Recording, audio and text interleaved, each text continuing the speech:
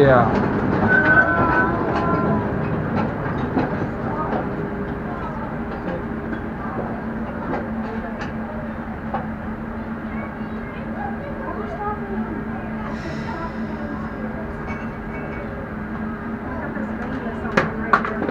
Uh-oh. Don't move. Well, tell the guy. What? It's right here. Should I grab it? My hat fell off. I got it. We got it. Here. Tori. Get off on the left side, please. Oh, we're getting off? You're going to get off behind me on the left side. All right? And now, go ahead and go. You guys are here. When these guys go by, you can walk down here if you want. This here is the evacuation tunnel. We always have a way out of the mine. But I want to tell you folks, we're not going to use it. We're going that way. Because every Monday I have the job of walking the 1,000 feet and 105 steps. We measured it, me and a partner measured it Monday, and that's how far it is. And this old man isn't going that way no more for a while. So once you get off, follow me down here, but watch the rails. Watch the rails. Okay, I'm watching the rails. Don't trip. Now, sir, you're right there behind me. I need you to stand right here. Rails are really high. And give me a semicircle. Okay. Okay, make a circle here, a semicircle, half circle. So stand right here. The rest of you get against the wall. Get against the wall. Oh. Don't go past the circle. Just there you go. Very good. Thank you. Everybody against the wall.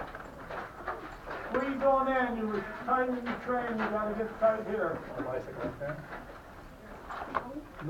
All right. Come over here, sir. Some of you come over here, and then the others of you make a semicircle right there so everybody can see what's going on. Right there. Come on down a little more. Squeeze in where you can Carter, look at me. Carter, look at Anthony. All right, now folks, remember Candy upstairs? Yeah. Remember I showed you Candy? Well, here's his finished product. Now folks, we did not put this here. This has been here forever. The boss was up there messing around, checking around, and he told me there's 200,000 pounds of rock behind this door. At any given time, folks, there was 5 to 600,000 pounds because you now have 5 levels above your head instead of 2. All right? Now, in the beginning, how did you get the ore out? Well, the guys that thought they were big shots and were muscles and they could do anything, they made trammers. And here's what a trammer did. He had a 4-foot piece of pipe, 2 inches around. He'd slide it over there, pull it halfway, open it halfway, and fill the car halfway. This is a 3/4 ton car, so he would fill it halfway. Now, folks, where's he going to push it to? The incline shaft. Remember where the incline shaft is? So folks, we're 1,500 feet inside the mine right now. The incline shaft is 450. So he's got to push this car all the way down there. Now it isn't too bad because they got the level at a 2%. That means the water's going to go that way. So that means it's easier to go that way. So they pushed this all the way down there. So it wasn't too bad.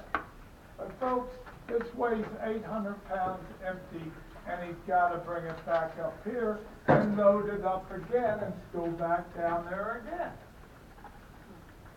So he got real humble real quick. And the next day he was looking for something else to do instead of doing this. Now real quick about the bike. It came out in 1960s because it's got a banana seat. And the reason it came out is the bosses were crying because they were walking 6 to 10 miles a day. They have to go up into the stope in the morning and tell you what to do, or down in the stope and tell you where they want you to blast and drill. And then they gotta go after lunch, go up and pick up the samples. So, this bike come out, and they were pretty proud of it. And I'm sure they had, the next day, they had some dollies on here.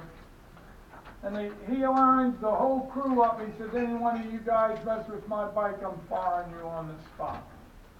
You don't tell miners that. So guess what? Every time he had to go up or down, he had to take his bike off the tracks. When he come back, it was gone. And he'd be screaming and yelling and yelling and screaming. And somebody said, John took your bike. And he's saying, who? You know, Headless John took your bike.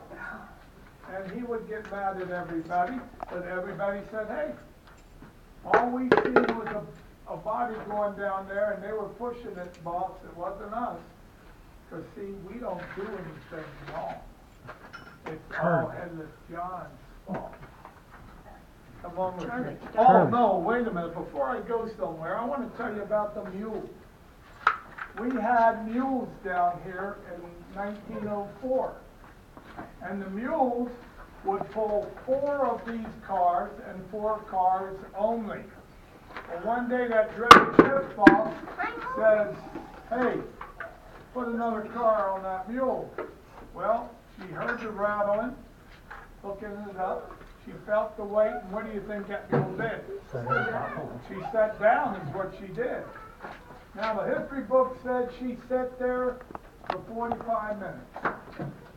They brought her all kind of different food, barley, oats, carrots, apples, you know, candy. She just let it around. So the mule skinner finally told the boss, hey, it's been 45 minutes, boss. What are you going to tell the bosses upstairs? You lost 45 minutes of production. All right, take it off. So she heard the noise, felt the weight come off, and then he walks up and whispers sweet, lovely things in her ears, and she gets up and away she goes. Now, folks, all us guys here in Bisbee that work here in the mine have come to the conclusion she was the start of the first union ever. All our mules would do the same thing. Now, folks, there is roughly 2,450 miles of track and tunnel in this mine. You can go 5 miles that way or 6 miles that way. You just got to be on the 200, 400, or 600. So there's a lot of mules down here, you know. And they would go blind after about 4.5 years. So that we had vets and groomers down here 24/7. So the vets put a cover over their head, put 2 cracks where their eyes were, and they carried them out. They took the mules out to the ranch. After about 6 to 8 weeks, maybe 10 weeks, because every couple days they put a slit where the little one was. They got their eyes back in about 10 weeks or so. So what do you think Mr. Phelps did with the mules? Put them back on. No, not Mr. Phelps or Mr. Dodge did not bring the mules in.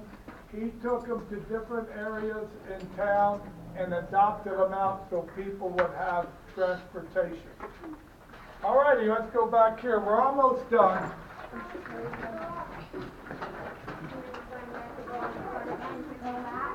Carter, watch out, here he comes. Now folks, listen up so you can hear me. As you walk by, you're going to see drills on the right. The drills are a stoper drill. That was the drill that Candy operated. Please do not touch them because they could fall down. And this one you drilled straight up, and that was the most dangerous job in the mine. And then you got different names for different drills. Now,